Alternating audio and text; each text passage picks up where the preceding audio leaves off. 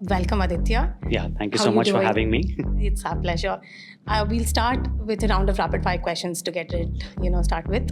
One deep tech startup category you're most bullish about right now. In space manufacturing, A government policy that looks great on paper, but it's not executing well. I would say the semiconductor mission.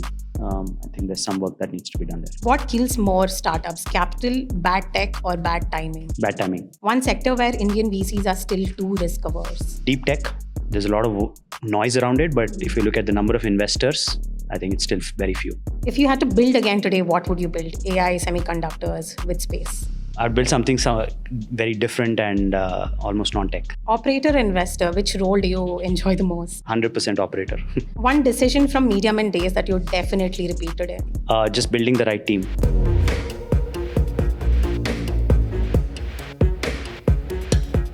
You've moved between operator and in being an investor in recent years. Has being a founder made you more patient with startups? What is your role when you talk to startup founders? How do you see it coming? I think it's not even that just the patience bit, right? I think it's just being able to the fire that, or just replaying my experiences as a founder when I'm sitting across the table from an investor. I was like, now I have the opportunity to, in some ways, reorient that. That's why I'm excited about being an investor. I think it has nothing to do with capital. It has nothing to do with me liking to be called myself an investor. No, I think it's just about saying, how can I partner meaningfully with enough number of passionate founders? Coming to Hyderabad, it has great talent and better infrastructure. What is still missing, do you think, in the city? Two things, I think. One is, I think we're now in the sort of the second act of startups and entrepreneurship. And in the first act, Hyderabad had seen a lot of services companies, including MediaMint. We are now seeing all of those companies mature to a point, either have scaled up where they have enough capital within them to then invest back into the startup ecosystem, or founders like myself that have decided to sort of take an exit and then come back. So now in the second act, what is happening is you're having a lot of these founder investors that are coming back and supporting the ecosystem. That is number one. Second thing that is happening is I do believe that we are moving from a society of scarcity to a society of abundance. One of the big things that I distinctly remember about Bangalore is when I would come in here for a day or 2 days or whatever and ask anybody that I need a few introductions, boom, boom, boom, in 30 minutes, I would have 5 of them, right? For me, that was sort of the really the magic of a very strong, vibrant ecosystem, right? And I'm starting to see that in Hyderabad right now, which is what I'm excited about. Was it difficult for you to choose Hyderabad over Bangalore, apart from the family being there? I never lived in Bangalore, so I didn't know what the magic of Bangalore was. But I knew that Hyderabad has its own sort of vibe and something that really, that I could sort of build from. In terms of capital and exposure, do you see these two cities competing, or is just a thing that everybody talks about? I think comparisons are great for viewership and ratings or whatever, right? But every city has their own game. And Hyderabad does too. Bangalore has its own. So I don't see it as one versus the other. I see that as a set of cities, are we able to complement each other and build the ecosystem in a manner that makes India sort of a thriving place, which is what is happening across the board. Before we move on to more investor capital kind of questions, I want to understand, what are you more passionate about? We also spoke about the Center for Digital Wellbeing. I want to hear more about that. Yeah, so we started a nonprofit, a few months ago called Council for Digital Safety and Wellbeing, and the primary objective of that is to sort of it's broad. The mandate is broad, but one of the areas that I'm very passionate about is education. Where we are working with schools for students between grade 2 and grade 10 and helping them manage their digital consumption. One of the things that we have seen is that there's a lot of educational content that is out there that schools are doing either through some sort of talks or bringing guest speakers in and things like that, but it has been ineffective because they haven't been able to involve the parents in a meaningful manner. So the program that we're putting together is basically bringing parents, teachers and students into one communication loop. I'm very excited about it. I'm a parent of a 13 and 10-year-old. So when I look at their digital consumption and the kind of struggle that I have to, not struggle, it's almost the imposter syndrome as a parent, because if I'm asking them to reduce their screen time, but I have 5 hours of my own, it almost feels like I have no moral standing to tell them, right? But that said, they are the next generation, and we need to find a way to navigate properly, and there needs to be enough tools and systems to be able to do that, which is what we're building at CDSW. And how do you think the Indian society is perceiving digital well-being right now? I mean, obviously, it is up and coming. We are seeing more news around it, some around regulation, some around research that is telling about all the perils of excessive digital consumption. But all of this in India, what happens is because we have fairly strong disparity on the economic strata. You and I have in the echo chamber of Twitter or X will see a lot of this content and think that everything is out there, right? But you go to a tier 2 or tier 3 town, for them, it's still just the I would in some way the onset of digital consumption. So we are hoping to be able to get to those grassroots as well. And how do you think kids are looking at digital consumption these days? Do they realize how dangerous it is for them? They're actually quite smart. So when I asked my older one about certain games and what about chatting and how do you identify strangers and things like that, right? They have very clever answers on how they're able to suss these things out. So in my view, I think they are a step ahead. I do believe that the parents need to catch up to be able to have an effective dialogue at home. Otherwise, you're leaving it to the best judgment of the child, which in some cases, may end up causing more harm than what we anticipate. You're also building physical infrastructure for gig workers. What is that about? Why do you think it's so important? One of the fascinating things in India was 10-minute delivery. When I first heard about it, it felt unbelievable. It felt irrational, and it felt like, why would anybody need anything in 10 minutes? But it's happened, and it's brought on a behavior change like no other. But one of the things that is enabling a lot of this are the gig workers that are making this happen on the ground. So we did a survey amongst over 1,000 gig workers and asked them what are their biggest challenges, and they said 3 things. They said we lack access to clean restrooms. We work 13, 14 hours a day, so if I want to take a 1-hour break, I actually have no place to go sit.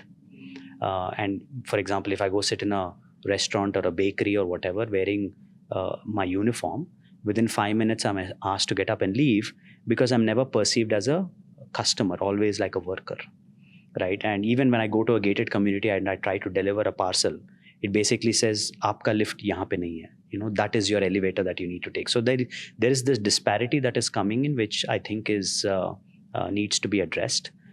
So we talked about what's the right way to solve for this, and we realized that we needed to create a community center for these gig workers. So that's what we're building. Our first one is going to come out in about 6 weeks in Hyderabad, and it's going to be a canvas for a whole bunch of services that gig workers want to see what will work, and then we scale from there. So how long a journey was that from a concept in your mind to actually doing it in 6 months? So we started probably middle of last year, and again, one of the things that I've started to learn, because sometimes I wear the hat of an investor, right, and I do all this gyan on LinkedIn or whatever, but you sometimes end up forgetting that you need to employ them yourselves. So initially we were thinking about building some digital platform or whatever. Then I said, hang on, who's my customer, right? And can I go ask them what their real challenges are? And so then the idea pivoted from being a digital platform to building physical infrastructure, because that is what they want, right? And if I'm saying they are my customer, I should just go ask them what they care about.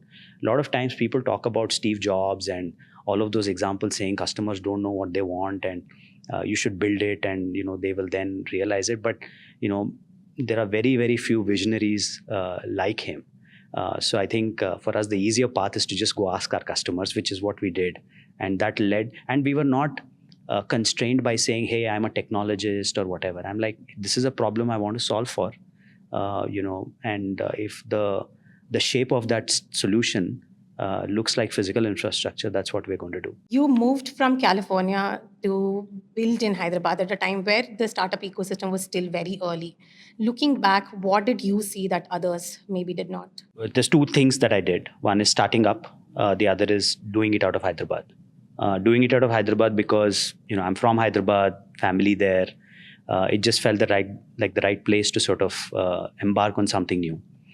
I'd done my first startup, MediaMint, is in digital marketing. Also because I had spent the last 5 years in the Valley building ad tech products, and I felt like a lot of money was moving from traditional advertising to digital. So to be able to build something in that space felt natural. MediaMint scaled from Hyderabad to serving Fortune 100 brands when digital operations in India was still very early. So what was that perception that changed within your clients? I think for any startup, and definitely was true in my case, the fact that I spent time in that industry, worked with a lot of the senior folks within my previous company, gave them the confidence to sort of take a bet on me. So it wasn't about large domain, it wasn't about the services that we're offering or whatever. I think it was them having the confidence that they can take a bet on me. In some ways, they were my angels. So I think that's how things started. And today, when you look back, we look at a lot of large companies working with MediaMint. But at that point of time, it was basically being able to put one foot in front of the other, just making sure that we are meeting payroll at the end of every month. It was, you didn't really have time to sort of look up and look around and build a narrative. You just wanted to survive. Looks like the founder blood is not leaving you I anytime hope soon. not. I hope not. Coming to VCMint, it writes checks for early stage startups. What advantages do you see betting on early than most funds do? My journey has been sort of fairly broad, right? So online advertising, services companies, Zipper, Doosra. So I didn't feel like I had a specific domain expertise. So then I said, I'm going to go the other way, which is we are going to do early stage investing, sector agnostic. Look at, is there a large TAM? Is that a founder that deeply understands their customer? And then we go write checks, right? So in some ways, we've taken that approach of saying we are going to be broad about it. How involved are you in the investments that you're making? Where do you draw the line between mentorship and stepping over the line? I mean, we've done over 60 investments. I sit on the board of only 2 of them.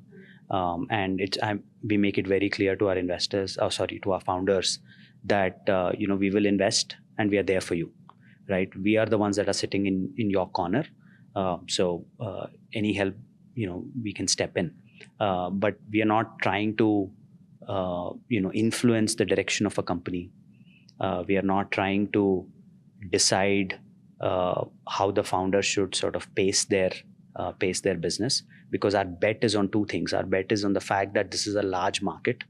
Our bet is on the fact that this is a founding team that understands their customer deeply, and we should let them run with it.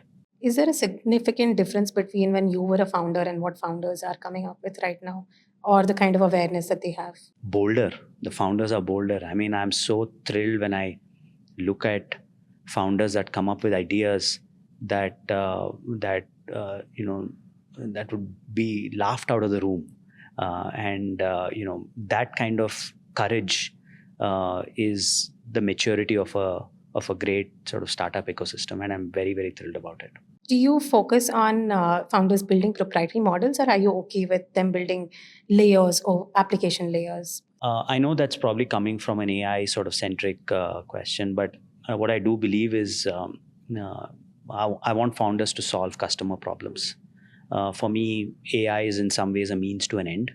And again, if you look at my journey, has been specifically about looking at a customer, what problems do they have and how do I solve for it? I look at all companies that way, right? So the question that I always ask is, I don't care what model you're using. I don't care what workflow do you have, what tools you have or whatever. Who is your customer and what are you solving for them? That's the singular lens that we put for all of our companies. That was also one of my questions. Do you think founders are going behind capital a lot, or are they actually solving a problem statement? I see a small set of founders, right? We do have a team now, and we try to be a little bit more out there and try to understand where the landscape is and all of that. But the founders that I end up meeting are not the ones that are chasing capital, because otherwise they would not be sitting in front of me, right? Our check is small, but our check is thoughtful, and that's why they sit with us. So in some ways, there's a self-selection bias for me. The founders that I end up meeting, and the ones that we end up investing are ones that are not like that. They are not the capital chasing kinds. They are the ones that are solving specific problems. Now, everybody talks about deep tech in a way that they're investing or building deep tech. But what actually means deep tech for you? I mean, there are 3 or 4 sort of sub-segments of deep tech, right? There's obviously one is AI. The other is what we are seeing with drones, with space tech. In all of these sub-segments, all of these for me are deep tech. Now, some of them require significantly more capital. Some of them, the way that you deploy those solutions does not look like a typical startup. For example, if you're a defense tech company that is building drone technology, this is not a VC play, because your biggest customer in some ways is the government, right? So, which means that this is a play where you have to, build a war chest and have a significantly longer horizon on creating impact. So it goes outside of the venture capital kind of parlance for investment. So we look at sort of all of them. We spoke about drones. Now, in modern warfare, drones are also one of the most rising technological innovation. How do you view that in today's political situation? I mean, it is what it is, right? One of the good things with drones is that it reduces risk of human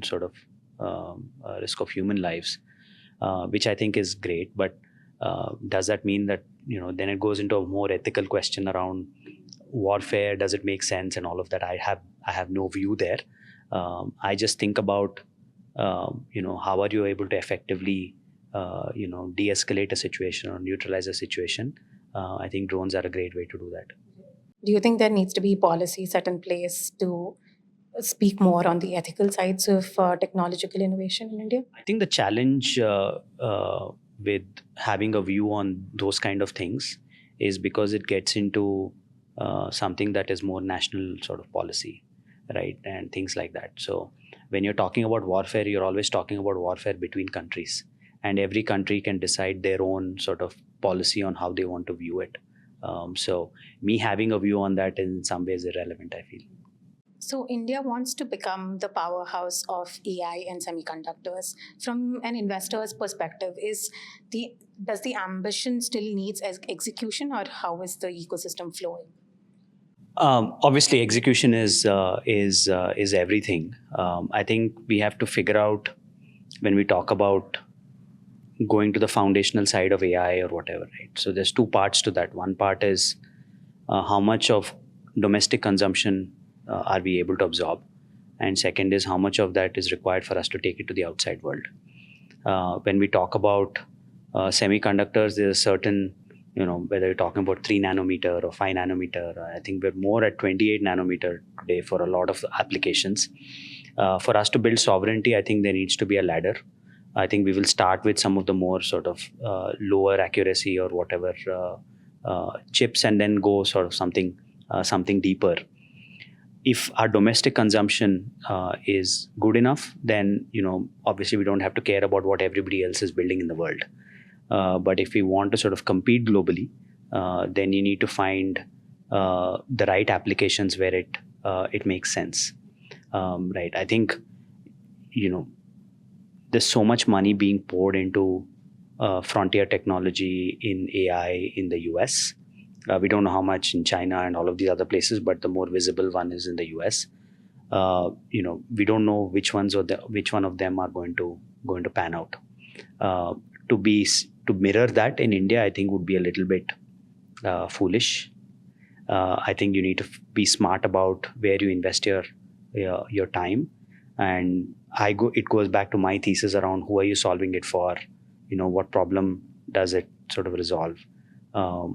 Those sort of make more sense for me. So I'm looking at AI as a means to an end, and not necessarily just the technology itself is not going to do wonders. Application of that technology is going to make a difference. AI has also become a buzzword where all of the companies want to be AI native first.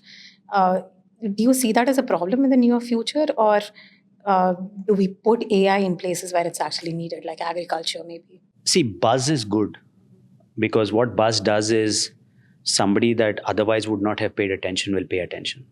Somebody that runs a steel manufacturing company now talks about AI or chat GPT or whatever, right?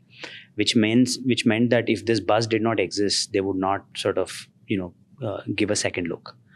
But once that is done, essentially every business is thinking about what I can do with AI.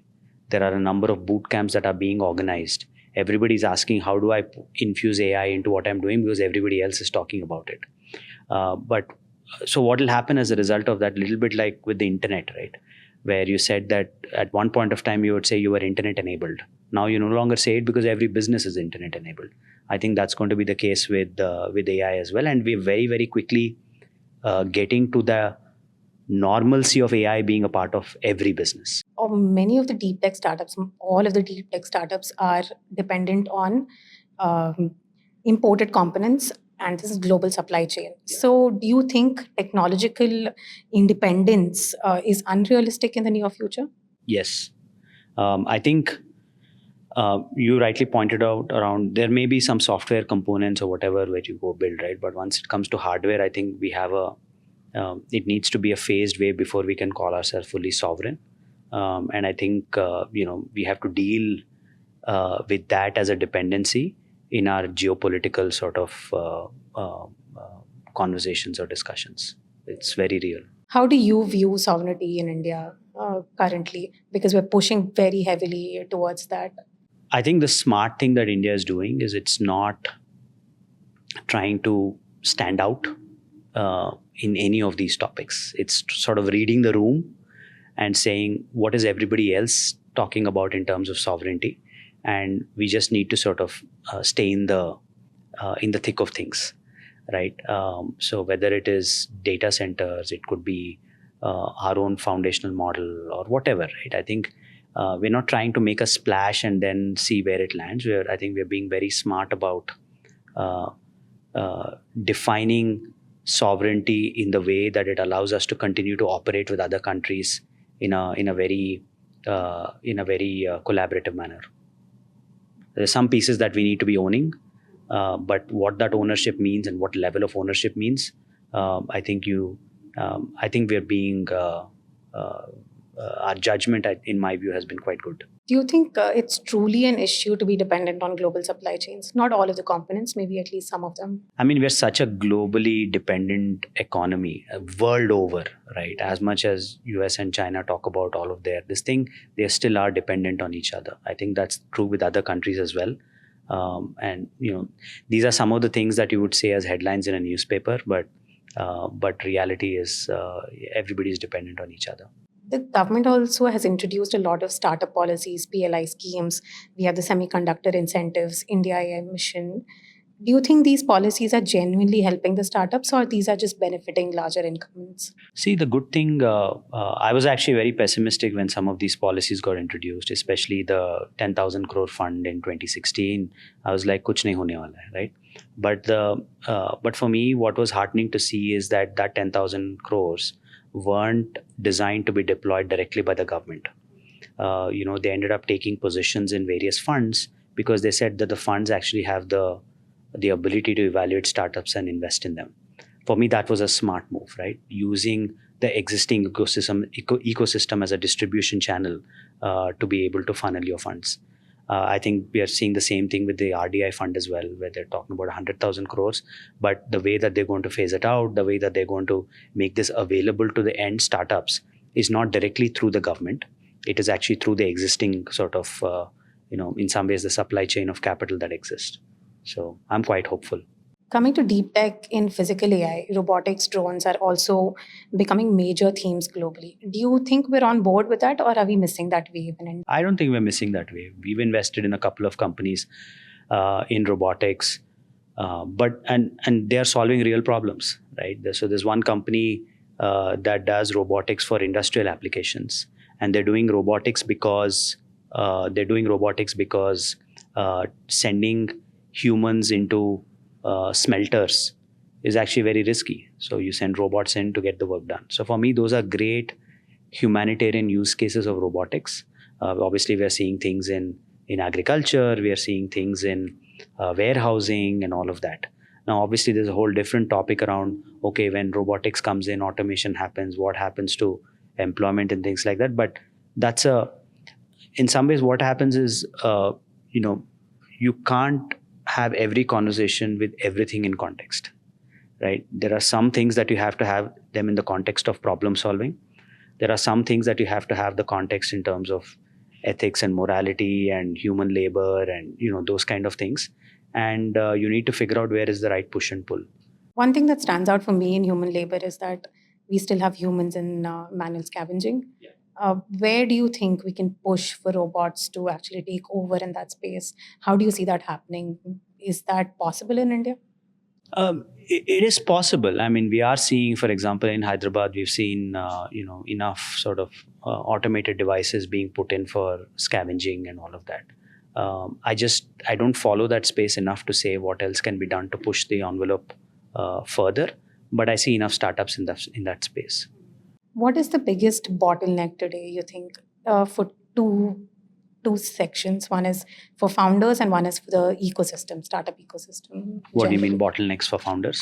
Like capital, manufacturing, policy consistencies. No, I think I'll sort of take a step back and say that regardless of which company you run or whatever, corporate governance, compliance, rules around taxation, all of those, I think there needs to be a lot more stability.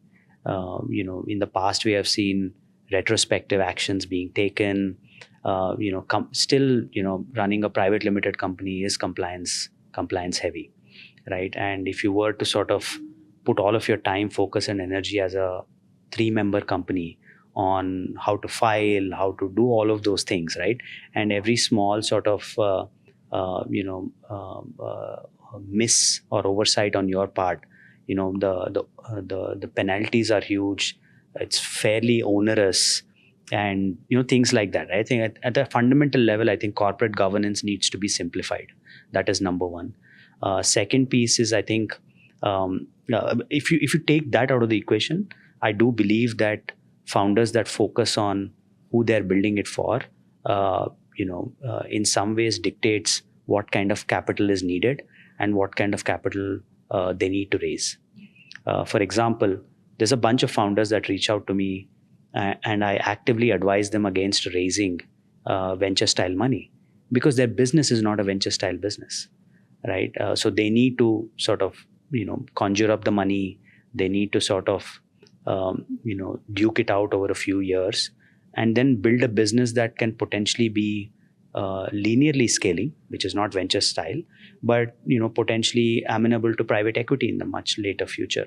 Like MediaMint, as an example, could never have raised VC money because we were not a VC style business, right? But when we got to enough scale, then it became sort of an opportunity for private equity to step in. So those are kind of conversations that I have with founders, actively discouraging to raise money from us or anybody else if the style of business does not warrant it. What constitutes as a venture style business? What are some of the companies that you could name?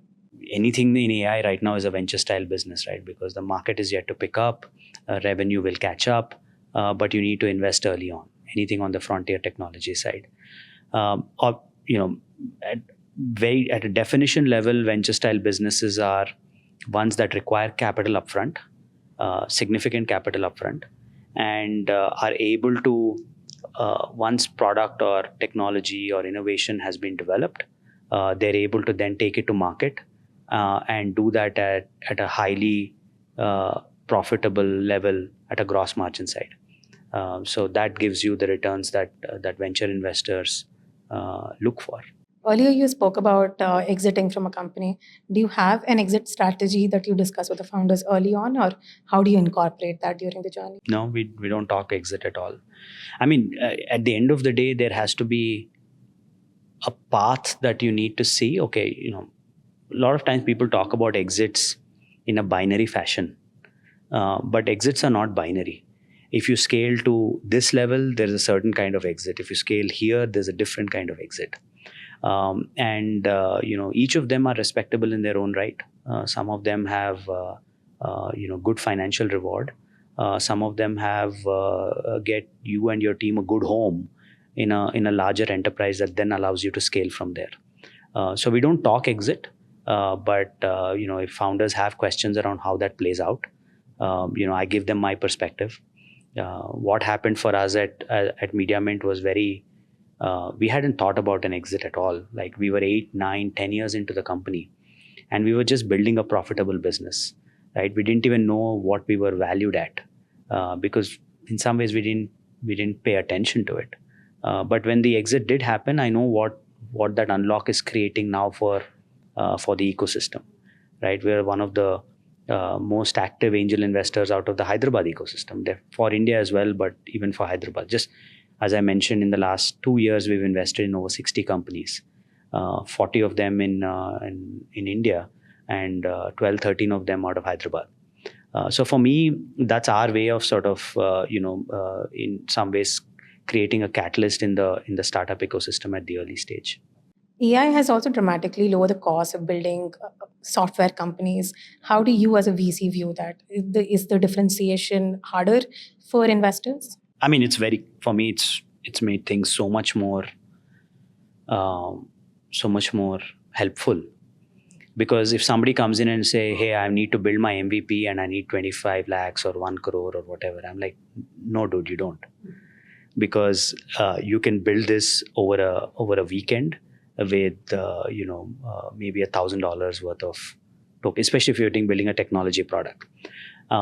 So for me, the whole AI piece, what it has done is it has collapsed the value that accrues to just building software, and the value has moved to solutioning and problem solving, which is music to our ears, because we have spent a lot of money in my previous companies just building products in a lab, and which never went anywhere.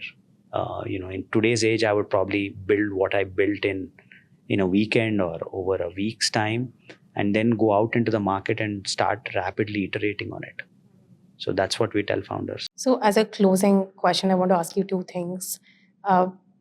Is there something that you would like to tell founders from your perspective as an investor right now? Another is, what is that you want to learn from them? Apart from them being bold, is there anything particular that you would have taken from them in your founding years?